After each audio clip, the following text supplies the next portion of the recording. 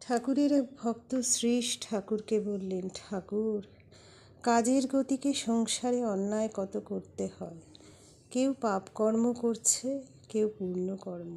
এসব কি আগেকার কর্মের ফল, তাই করতেই হবে? ঠাকুর বললেন, কর্ম কতদিন, যতদিন না তাকে লাভ করা যায়। তাকে লাভ হলে সব যায়, তখন পাপ পুণ্যের পার হয়ে যায়। ফল দেখা দিলে ফুল যায়। যতদিন ঈশ্বরের নাম করতে রোমাঞ্চ আর চক্ষে জল না আসে, এ সকল অবস্থা ঈশ্বর লাভের লক্ষণ, ঈশ্বরের শুদ্ধা ভক্তি লাভের লক্ষণ। তাকে জানলে পাপ পুণ্যের পার হয়।